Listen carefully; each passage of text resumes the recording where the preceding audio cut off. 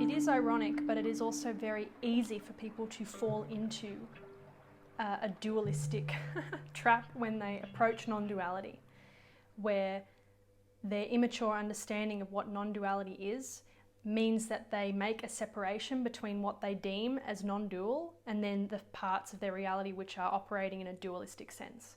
When of course, to truly be non-dual, which would be to include everything, would to be also to include the dualistic aspect. So what we're talking about here is often a big issue that happens for a lot of Westerners when they start approaching spirituality, if there's an interest in it, because a lot of what happens is that there is a drawing into Eastern philosophies and practices, which are really rich and diverse, and there's a lot of real wisdom there. But the fact of the immaturity and the lack of development and the lack of a self-center that has been cultivated in the undeveloped individual, of the individual Westerner in this case, means that there is a complete misinterpretation of what goes on and what that actually really means. What does non-duality really mean in a practical way? And it very, very quickly can turn into a deeply delusional and immature, very surface mental philosophy that can, in the worst cases, really stagnate and delude someone and really prevent them from truly evolving and developing actual wisdom and a true quality of character. Ken Wilber talked about this really well in how he described the pre-trans fallacy, and what he had with that was these three general states of development where you've got pre-rational, rational and post-rational, or pre-personal, personal, transpersonal, if you like. And it just really typifies it, because what he's describing there is that the pre-state and the trans state can look similar on the surface to an unindividuated mind. So an easy example of that would be looking at a baby, a human baby, and saying, oh, it's enlightened. Why is the baby enlightened? Through this fallacy, because it appears to have this unified state. It's unified with reality, right? There's no separation. The baby is like one big blob of consciousness with everything. It's one with the mother. And we could say, well, isn't that enlightenment, to be like fully unified and fully merged with everything? But of course, it's not the case, because it is still an unconscious state, right? That's like animals as well. There's some sort of instinctual unification with the reality, but there isn't a self-awareness. So true enlightenment or realization then would be the fact of awareness and the unconscious, conscious and the unconscious merged. So consciousness becoming aware, like the individual consciousness becoming aware of its transcendental nature or something. So it gets a little bit abstract, but you can get the sense of what I'm speaking of here. Right, so that pre-trans fallacy thing is really important to understand, because people fall into this trap all the time, sometimes in overt ways where their whole philosophy is just really not thought through at all, and it's just a very early and immature phase of spiritual investigation, let's say, or philosophical investigation. But then there can also be really subtle ways where it plays out, where it's a sneaky fallacy being made in some areas of people's practices, but not others. So when we think about duality then, what do we mean by duality? To acknowledge our duality is to acknowledge the fact that there are different aspects of ourselves, that there is fragmentation. There are parts that are conscious, there are parts that are unconscious, there are some parts that are moving towards some purpose and other parts that are like pulling in different directions. So it's a really challenging task for the human being, because we are struggling with this attempt to synthesize. And of course, globally, we are still so unsophisticated and undeveloped in terms of our overall quality of consciousness, that the inner fragmentation and the inner duality is being projected and expressed, and that's where all the human chaos comes from.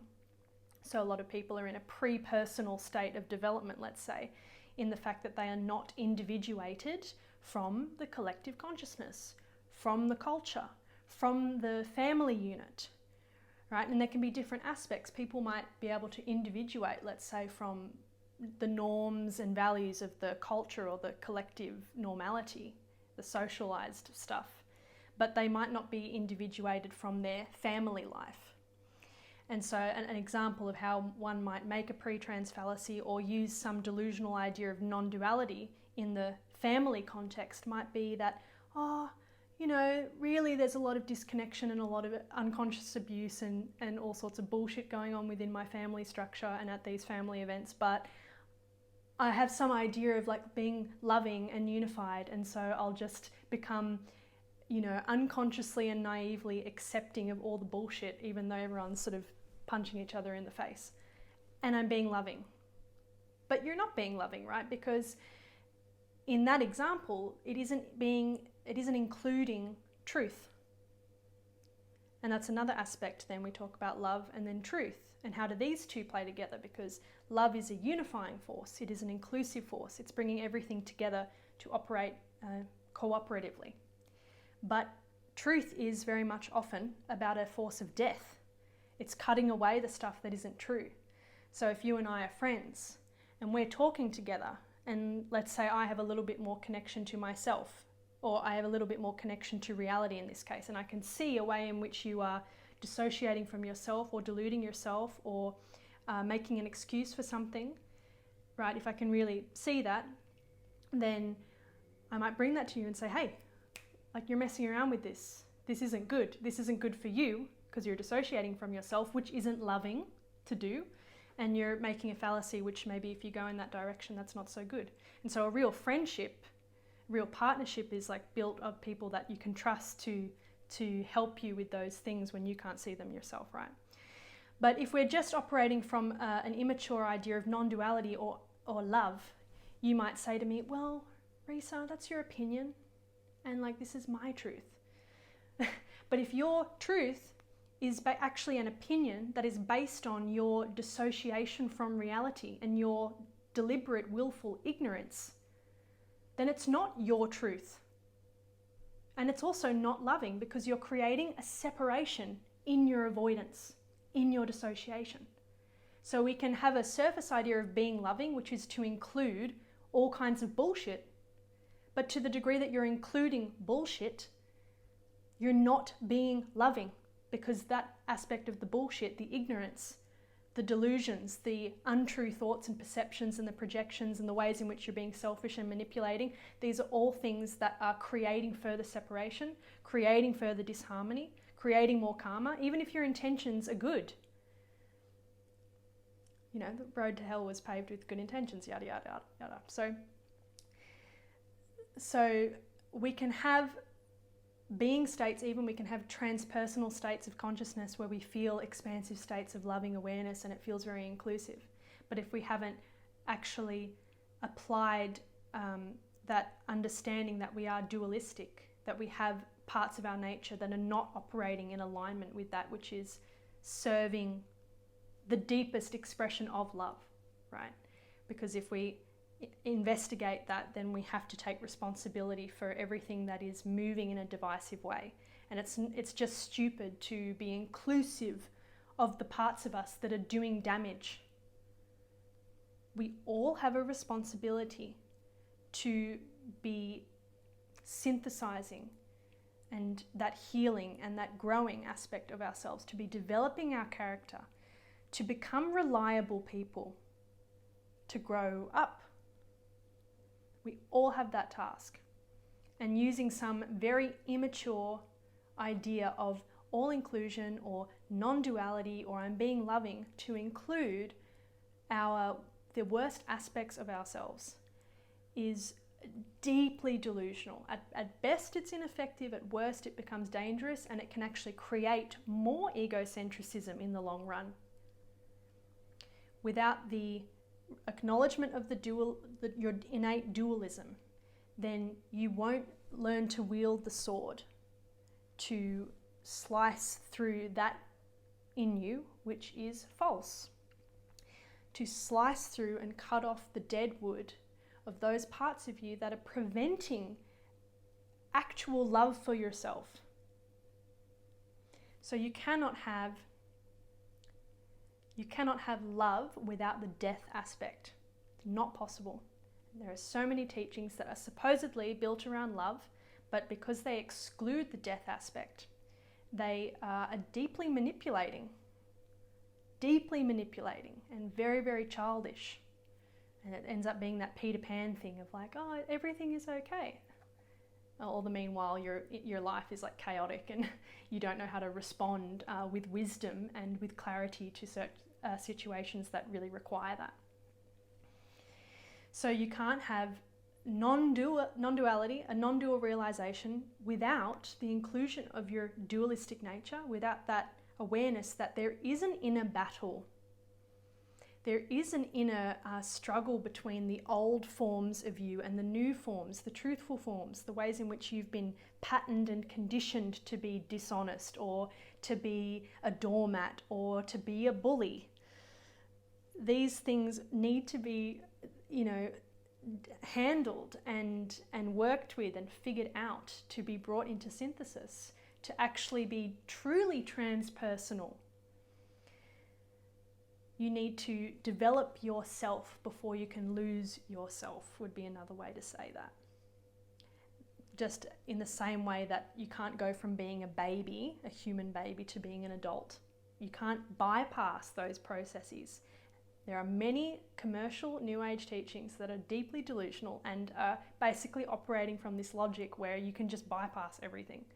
And of course, what happens is people that get stuck in those teachings, they remain at between a 3 and 5-year-old level of consciousness in many ways. It's very codependent and impractical, and as I said before, often requires a period of having to go through more unlearning, more dissolving. So it's actually relieving then to be able to acknowledge that there is an innate dualism to you. There is fragmentation, and there is this pendulum swing when we're going through our individuation and our bringing our whole life into harmony with everything else. There is this difficulty. You will find that there are moments that are clear and this is that truthful, right and honest direction, and then old forms pull you in, and it's veer off course here, and okay, why did I do that? And okay, there's my father issue there, or there's my old belief system there, or there's my attachment to my friend group here, and all of these things that are really not serving your deepest, the part of you that is truly being called to a greater form of service or a greater form of operating in life that is really, truly cooperative with the laws of nature and cooperative with the truth in a way that is practical and wise and, obviously has momentum behind it. So it's not a small thing, guys. I mean, we're all being pulled in those directions all the time. But it's just an important thing to keep in mind, and just be wary of teachings that have this immature form of all inclusion, where all inclusion in the true sense of it is that aspect of including all the aspects of your life and being willing to investigate what's going on with family, what's going on with the job, what's going on with my home, what's going on with my finances, what's going on with my inner psyche, my judgments, my insecurities. That's a good interpretation of all inclusion in that responsibility for everything. But the immature, dissociated philosophy of it is to include all the parts of you that are fragmented and all the parts of you that are stuck into old forms. And people who live by that actually remain deeply fragmented, even though they have a delusional idea that they're being very unified.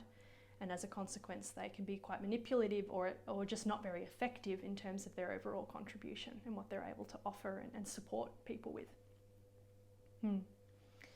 So I guess that's the essence of what I wanted to get at. Again, it's a paradox, but it's very important to be willing to acknowledge the challenge that lies ahead with this.